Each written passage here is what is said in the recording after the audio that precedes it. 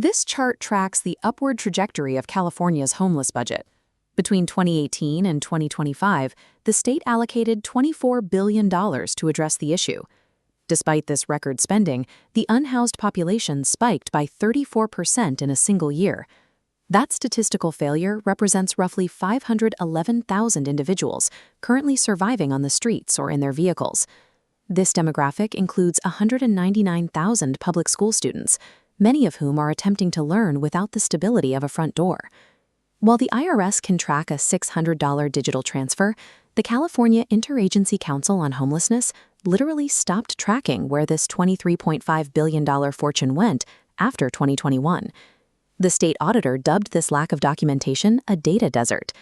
Distributing $23 billion without tracking the outcome means the state cannot prove if the money helped a single person.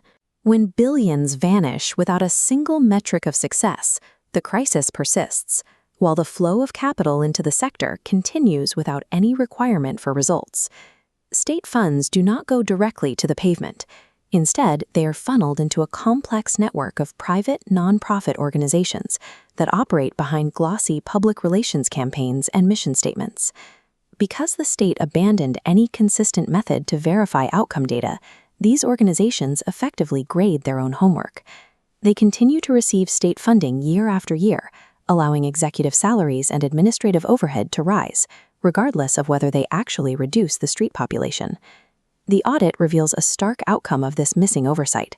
Nearly 1/3 of the individuals placed in these high-funded programs vanished to unknown destinations. The state simply lost track of them. While shelters operate at capacity and encampments continue to sprawl, the unhoused have essentially become commodities. In this system, they function as units of currency used to justify the next multi-million-dollar government grant. Consider Project Homekey, the state's premier initiative. California dedicated $4.8 billion to purchase old motels and convert them into permanent housing, often using ribbon-cutting ceremonies to generate positive press for political leaders. The arithmetic behind these press conferences is startling. The state spends an average of $50,000 a year just to maintain a single chronically homeless individual within these systems. Despite that cost, internal financial controls are practically non-existent. Federal investigators have already flagged the program for chaotic anti-fraud policies that put hundreds of millions of public dollars at risk. California is building the most expensive, inefficient housing in modern history. Attempting to solve a complex addiction and mental health crisis through high-priced real estate transactions enriches developers while leaving the root causes of the crisis unaddressed. This cycle diagram maps the mechanics of the system. Politicians secure power by promising to solve the crisis, which allows them to raise taxes and distribute billions to a vast network of local developers and nonprofits. In exchange for those billion-dollar contracts, those organizations provide the political backing, campaign donations, and endorsements necessary to keep those same politicians in office.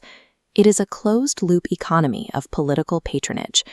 There is a structural conflict of interest in this model. If homelessness is actually solved, the emergency funding evaporates, the billion-dollar budgets dry up, and thousands of high-paying administrative jobs disappear. The political bureaucracy now has a deeply ingrained financial interest in the crisis continuing. The system is designed to keep the funds flowing, even as the problem on the streets grows worse. To stop the waste, California must enact an immediate freeze on all new homelessness investments. Future funding must be strictly contingent upon a centralized, transparent, and publicly accessible digital ledger that tracks every dollar to a verified outcome. Accountability requires more than audit suggestions. The state must criminalize the falsification of performance metrics. If an organization lies to secure a multi-million-dollar grant, the individuals responsible should face prison time rather than another contract. The state must also shift from the housing-first dogma to a treatment-first model. Providing an unmonitored hotel room to someone suffering from severe fentanyl addiction is a failure of care. Funding must be redirected towards psychiatric infrastructure and mandatory addiction recovery centers. We already have data on what works. This comparative bar chart shows that programs like CalWorks can keep a family in their home for $12,000 to $22,000. That is a fraction of the cost of the hotel model, and it prevents the spiral of homelessness before it starts. Every dollar lost to bureaucratic fraud is a stolen meal and a denied bed for a child on the street. Public frustration has hit a boiling point, and the era of the blank check is over. If the political leaders refuse to audit the system, the citizens must audit the leaders. Tell us in the comments how you think this money should be spent, and subscribe to stay in the fight.